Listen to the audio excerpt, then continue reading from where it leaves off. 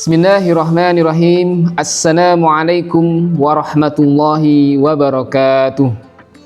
Alhamdulillahirabbil alamin alladzi ja'ala syahra Ramadan syahral ladzi unzila fihi al-Qur'an hudan lin-nasi wa bayyinatin minal huda wal furqan. Asyhadu an la ilaha illallah wahdahu la syarika lah wa asyhadu anna Muhammadan abduhu wa rasuluh la nabiyya ba'dah. Allahumma salli wa sallim ala sayyidina Muhammadin wa ala alihi wa sahbihi ajma'in, amma ba'du. Qala Allah Ta'ala fi kitabil karim, a'udzu billahi minasyaitonir rajim, bismillahirrahmanirrahim. Ya ayyuhalladzina amanu kutiba alaikumus syiyam kama kutiba alal ladzina min qablikum la'allakum tattaqun. Surat Al-Baqarah ayat 183. Jamaah yang dirahmati Allah Subhanahu wa taala, puji dan syukur marilah kita panjatkan kepada Allah Subhanahu wa taala. Alhamdulillah kita dipertemukan kembali dengan tamu agung, yaitu bulan suci Ramadan, bulan yang penuh berkah, bulan di mana Al-Qur'an diturunkan oleh Allah Subhanahu wa taala, dan bulan di mana ada malam ketika kita beribadah nilainya lebih baik daripada 1000 bulan. Mudah-mudahan kita semua menjadi seorang muslim yang dapat menjadi pribadi yang lebih baik lagi dengan pendidikan di bulan suci Ramadan. Kemudian selawat serta salam semoga selalu tercurahkan pada Nabi kita Muhammad sallallahu alaihi wasallam, keluarga dan para sahabatnya. Mudah-mudahan kita semua dengan pendidikan di bulan yang penuh berkah ini menjadi pribadi yang senantiasa semangat menjadikan Rasulullah sebagai qudwah dan uswah hasanah kita semuanya. Hadirin yang dirahmati Allah, pada kultum singkat Ramadan di kesempatan kali ini, insya Allah kita akan berbagi bagaimana menjadi seorang pemenang setelah bulan suci Ramadan. Yang pertama, bahwa kita sebagaimana ketahui, puasa merupakan tindakan menahan dan juga meninggalkan, serta syahwat dari hal-hal yang dapat membatalkan bahkan sampai dengan merusak ibadah puasa kita. Bahkan sampai dengan lisan yang tidak terjaga, telinga yang tidak terjaga, rupanya dapat merusak ibadah kita semuanya. Tentu ibadah puasa ini sifatnya sangat rahasia, yang berarti bahwa yang mengetahui hanyalah Allah dan kita semata. Karena itu puasa menurut Imam Al-Ghazali memiliki pondasi dasar dan satu-satunya, yaitu kesabaran.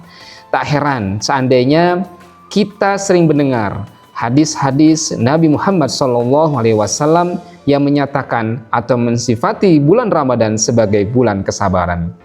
Rasulullah SAW bersabda, "Kullu amal ibni Adam yudha'af", bahwa setiap perbuatan manusia kita akan dilipat gandakan. Al-hasanatu asyru amsalihha, satu kebaikan bernilai 10 kebaikan yang serupa.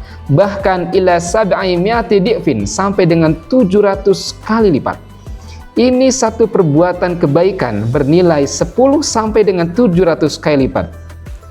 Lalu Allah berfirman, illa saum, kecuali berpuasa. Rupanya berpuasa memiliki nilai yang lebih banyak dari sekedar 700 kali lipat. Kenapa? Fa innahu li wa anna ajzi bi. Karena sesungguhnya kita semuanya berpuasa insya Allah karena Allah Subhanahu wa taala, dan Allah lah yang akan membalasnya. Apa itu bentuknya? Yada'u syahwatahu wa ta'amahu min ajli. Karena kita telah meninggalkan syahwat kita, bahkan makan dan minum kita karena Allah Subhanahu wa taala. Diperkuat dalam surat Az-Zumar ayat 9, innama yuwaffas sabirun ajrahum bighairi hisab. Sesungguhnya hanya orang-orang yang bersabarlah yang disempurnakan pahalanya tanpa perhitungan. Kemudian yang kedua, bahwasannya innasyaitona yajri minal insani majrodam. Sesungguhnya setan dapat menyusup dalam diri manusia melalui aliran darah. Hadis muttafaqun alaih. Kita ketahui bahwa syaitan menjadi salah satu hal yang dapat mempengaruhi kita bertindak dan juga berbuat. Selain lingkungan, selain teman, selain juga petunjuk dari Allah Subhanahu wa taala. Imam Al-Ghazali dalam kitabnya Ihya Ulumuddin bab Asrarus Syam bahwasanya wasilah syaitan adalah syahwat. Syahwat kita akan menguat setiap kali kita makan dan minum yang berlebihan. Karena itu cara bagaimana mengendalikan syahwat dan menjauhkan diri, menjaga diri dari godaan syaitan adalah dengan berpuasa. Maka Imam Ghazali mengatakan bahwa persempitlah gerak-gerik setan dengan cara berpuasa.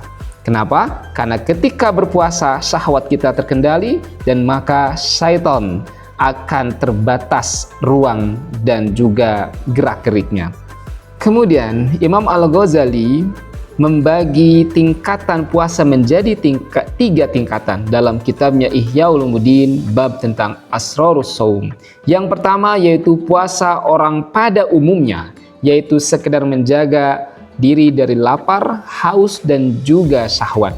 Kemudian yang kedua, puasa orang khusus. Nah, ini yang kita harapkan atau disebut dengan puasanya orang-orang yang soleh. Yang pertama, puasa orang soleh tentu harus menjaga beberapa hal. Ada 6 hal. Yang pertama yaitu pandangan. Bahwa Imam Al-Ghazali mengatakan an-nadratu sahmun masmumun min siham iblis la'anahullah. Bahwasannya pandangan adalah panah beracunnya iblis. Maka sebaiknya kita sebagai orang yang berpuasa, orang yang beriman, dan orang yang menjalankan perintah Allah seharusnya menjaga pandangan kita dari hal-hal yang dapat merusak puasa dan terlebih dari hal-hal yang diharamkan oleh Allah Subhanahu wa Ta'ala. Kemudian yang kedua yaitu menjaga lisan. Khoslatani yufsidani as-siyam, yaitu al-ghibah wal kadhib. Imam Ghazali mengatakan khoslatani, 2 perkara yang dapat merusak asyam, puasa. Apa itu? Yang pertama yaitu ghibah dan yang keduanya adalah al-kadhib, berbohong. Lisan sangat sekali rentan. Sekarang tidak hanya lisan, jamaah rahimakumullah, tetapi juga bagaimana kita menggunakan jempol kita, jari kita di media sosial, di WhatsApp. Jangan sampai kita menyampaikan hal-hal yang sifatnya ghibah, apalagi hal-hal yang sifatnya kedustaan. Maka tentu lisan dan jari kita dapat merusak ibadah puasa kita. Kemudian yaitu pendengaran.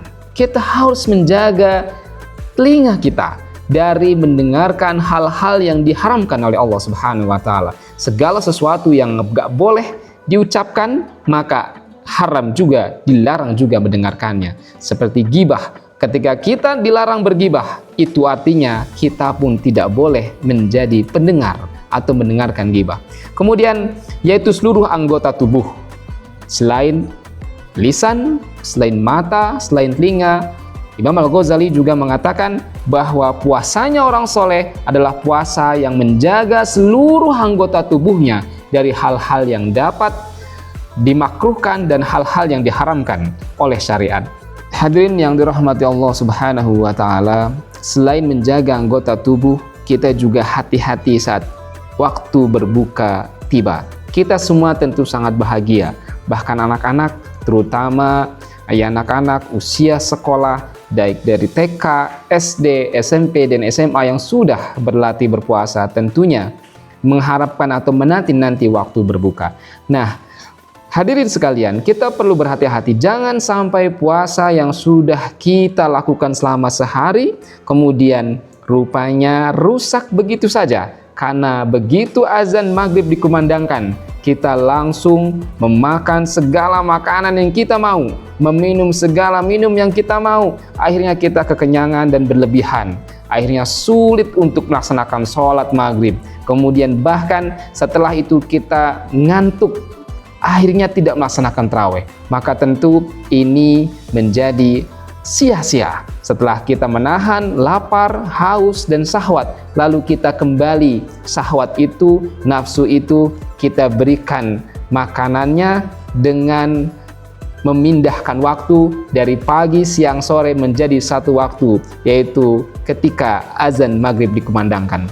Kemudian selain itu, puasanya orang soleh adalah puasa yang menjaga hati yang selalu terjaga dengan harap dan takut. Setelah kita berbuka, maka seharusnya kita senantiasa menyimpan rasa khawatir, rasa takut ibadah kita jangan-jangan tidak diterima oleh Allah Subhanahu wa taala karena rusak dengan hal-hal yang tidak kita jaga, baik dari mata, telinga, lisan, tangan, kaki, dan pikiran yang kotor. Karena itu perlu kita terus senantiasa setelah berbuka banyak beristighfar, setelah berbuka kita simpan rasa harap dan juga takut kepada Allah Subhanahu wa taala. Mudah-mudahan puasa kita diterima oleh Allah Subhanahu wa taala. Kemudian tingkatan yang ketiga yaitu puasanya orang yang khususul khusus, al-khususul khusus, yaitu orang yang sangat atau super khusus, yaitu tidak hanya sampai menahan lapar, menahan haus, lalu menjaga pandangan, telinga, lisan, tangan, kaki, kemudian juga tetap menjaga roja dan khauf atau harap dan takut, tetapi menjaga pikiran dan hatinya dari lintasan-lintasan yang tidak bermanfaat, dari lintasan-lintasan yang tidak bermakna, atau lintasan-lintasan yang kotor dan lintasan-lintasan duniawiyah. Kemudian hadirin yang dirahmati Allah Subhanahu wa taala, maka dari itu di bulan yang penuh berkah ini, maka marilah kita lakukan beberapa hal. Yang pertama tentunya harus menyambut dengan penuh bahagia. Bagaimana? Menyambutnya dengan hadir di majlis-majlis ilmu. Setelah melaksanakan tarawih, kita datang ke majlis, kemudian belajar tentang bagaimana melanggengkan qiyamul lail, bagaimana puasa, kemudian bagaimana menjaga diri dari hal-hal yang dapat merusak puasa. Lalu kita bergaul dengan orang-orang soleh dan sebagainya. Itulah arti bagaimana kita menyambut berbahagia dengan datangnya bulan Ramadan. Kemudian yang kedua, yaitu kita memperbanyak qiyamul lail setelah sholat isya di masjid untuk ikhwan. Kemudian juga kita melakukan ibadah qiyamul lail, menghidupkan dengan tadarus. Setelah tadarus kita tidur sejenak, kemudian tahajud, lalu kita memperbanyak beristighfar dan sholat taubat. Wal mustaghfirina bil ashar. Maka insya Allah dengan kita terus tertunduk beristighfar, memohon maaf kepada Allah Subhanahu wa taala di bulan yang penuh berkah ini, dengan menghidupkan sepertiga malam terakhirnya setelah sahur dan kita melanggengkan beristighfar, maka ini juga bagian dari upaya mendekatkan diri kepada Allah Subhanahu wa taala. Kemudian yang ketiga yaitu memperbanyak membaca Al-Qur'an. Sebisa mungkin, minimal-minimalnya di bulan yang penuh berkah ini kita menghatamkan 1 kali. Syukur kalau kita sebagai orang tua, sebagai seorang pendidik mengkondisikan bagaimana program dalam 1 bulan penuh ini anak-anak tidak hanya sekali hatam, terutama untuk usia SMA, tapi juga bisa 3 kali hatam atau bahkan lebih. Kemudian yang keempat, kita perbanyak bersedekah.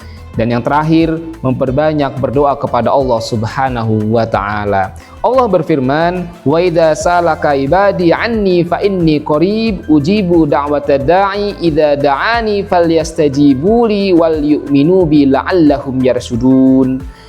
Apabila hamba-hambaku bertanya kepada Nabi Muhammad SAW tentang aku, nah sesungguhnya aku dekat, fa inni qarib. Kemudian aku mengabulkan permohonan orang yang berdoa apabila dia berdoa kepadaku, maka hendaklah mereka memenuhi perintahku dan beriman kepadaku agar mereka selalu berada dalam kebenaran. Jamaah rahimakumullah, bahwa ayat ini adalah Al-Baqarah ayat 186 yang sebelumnya 185 menjelaskan tentang bahwa Allah menurunkan Al-Quran pada bulan suci Ramadan. Itu artinya mari kita manfaatkan. Di ayat Al-Baqarah 186 ini kita renungi, kita maknai, kita amalkan bahwa Allah itu begitu dekat dengan kita. Dan mari kita lakukan ibadah bulan suci Ramadan dengan sebaik-baiknya, dengan tingkatan minimalnya tingkatan orang soleh.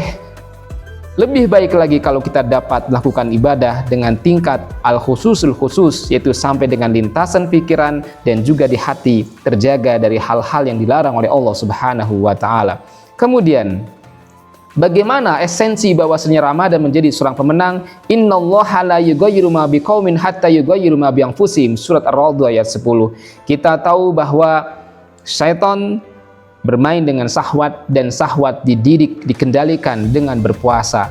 Maka dengan ini kita akan mudah melaksanakan berbagai kegiatan positif, mulai dengan berbahagia, dengan menuntut ilmu di bulan suci Ramadan, memperbanyak qiyamul lail, taubat, beristighfar, membaca Al-Quran, bersedekah, dan rajin berdoa. Maka kita akan terbentuk dengan sendirinya, karakternya akan lebih baik lagi, menjadi pribadi yang bertakwa, pribadi yang lebih baik lagi setelah berlatih, setelah riyadhah 1 bulan penuh. Karena itu tak heran seandainya Rasulullah Shallallahu Alaihi Wasallam bersabda bahwasannya idza dakhala syahrul Ramadan futihat abwabul jannah. Jika masuk bulan suci Ramadan, maka pintu-pintu surga dibuka. Wa ghulliqat abwabun nar, dan ditutuplah pintu neraka. Wa suffidat sayatin, bahwa syaitan terbelenggu. Itu artinya bagi kita yang bertakwa, yang menjalankan perintah Allah, berpuasa dengan sebaik-baiknya, insya Allah ruang syaitan untuk menggoda kita akan semakin tertutup, maka peluang untuk masuk surganya Allah Subhanahu wa Ta'ala akan sangat lebar. Demikian, mudah-mudahan latihan di bulan suci Ramadan ini kita dapat menjadi pribadi yang lebih baik lagi dan menjadi seorang pemenang di kemudian hari. Terima kasih, mohon maaf jika ada kesalahan. Wabillahi taufiq wal hidayah. Wassalamualaikum warahmatullahi wabarakatuh.